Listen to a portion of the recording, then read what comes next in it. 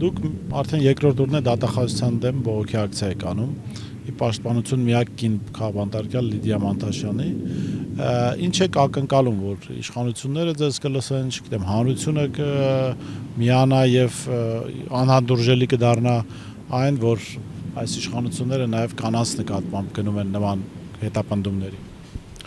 Տեսեք, վերջի ժամանակների դատավարությունները ցույց տվեցին, որ այս կառույցը, դատախազությունը անկախ չի գործում, ինքը որոշումներ կայացնող չի եւ բոլոր որոշումները մեկ կետից է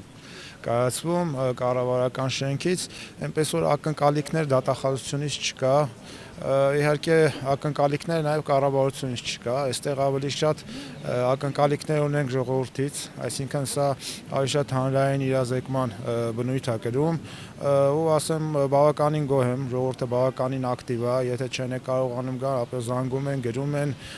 ու կարելի ասել այս թեմայի շուրջ ահագին հետաքրքիր մոբիլիզացիա կա եւ իհարկե շատ գոհ ու շնորհակալ ենք լրագրողներից, որ շատ ակտիվ լուսաբանում են այս թեման, ու ես կարծում եմ, ես ձեզ ասեմ, շատերը անգամ չգիտեն, որ նման դեպք կա։ Ուղղակի իրանք լրատվականներ չեն մտնում, ուղղակի բան չեն անում եւ հիմա ժամանակն է, որ պայքարը սոցցանցերից ու այդ էլեկտրոնային բանից տեղափոխվի արդեն գետնի վրա, փողոց տեղափոխվի եւ փողոցում մենք շփվենք մարդկանց հետ, բացատրենք ինչ է կատարվում երկրում, իսկ ինչ վերաբերում է Լիդիա Մանտաշյանին, ապա ինքը ուղղակի ոչ մի բանի համար է նստած, ավելի շատ սեփական մանրախնդիր քինախնդրությունից ելնելով, հա, միգուցե Բագրատ Սրբազանին ցավացնելու, միգուցե պայքարող կանանց ցույց տալու համար, որ իրանք չունեն բարոյականություն, չունեն կարմիր գծեր եւ պատրաստ են ցանկացած կնոջ հանդեպ այսպես ապօրինի գործեն։ Սա ինչի վկայություն է, մենք հիշում ենք նախորդ իշխանություններն էլ այսպես շաքար նաբադ չէին եւ կային եւ քաղաքական հետապնդումներ եւ ապօրինություններ, բայց այնուամենայնիվ քաղաքականությամբ զբաղվող կանանց նկատմամբ ավելի բան վերաբերմունք կար, այսինքն չկար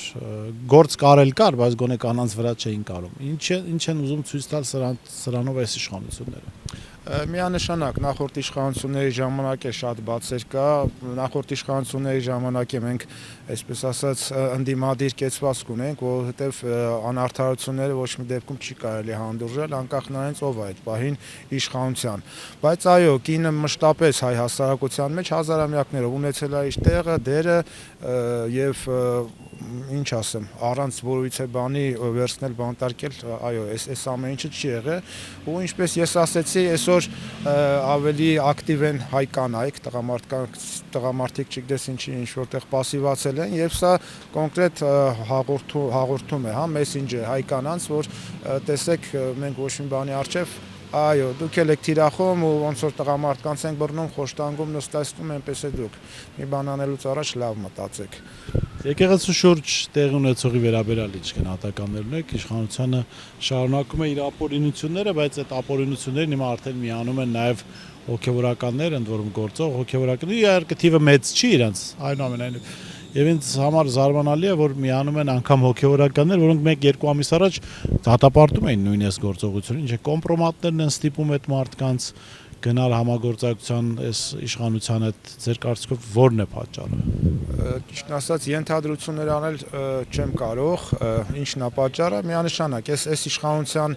ձեռագիրը տեսնելով ինքը կոմպրոմատներով, այո, շանտաժով է աշխատում, մենք գիտենք, որ եւ իր պատգամավորների հետ կապված, այնտեղ շատերը կուզենային ազատվել այս ամեն ինչին, բայց բավականին լուրջ կապերով են կապված,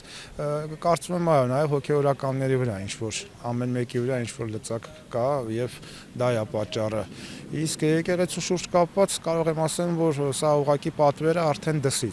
արդեն դրսից եւ այդ ամեն ինչը բացահայտարվեց, հա։ Մենք տեսանք, որ Թշնամի պետության կողմից Մոլայի այսպես ասած հրահանգը եղավ կամ հանձնարարությունը եւ մի քանի օր հետո այստեղ սկսվեց այս գործընթացը։ Ուղղակի միայն միամիտները այդ կապը կարողա չտեսնեն։ Սա է։ Իսկ ես վստահ եմ, որ չի հաջողվելու հայ առաքելական եկեղեցու շուրջ, ինչքան է հոգևորականները բանալն են, դրանց թիվը մեծ չի, հիմնականում այնտեղ առաքինի պարկեշտ մարդիկ են եւ չի հաջողվի կազմաքանդել մեր եկեղեցին։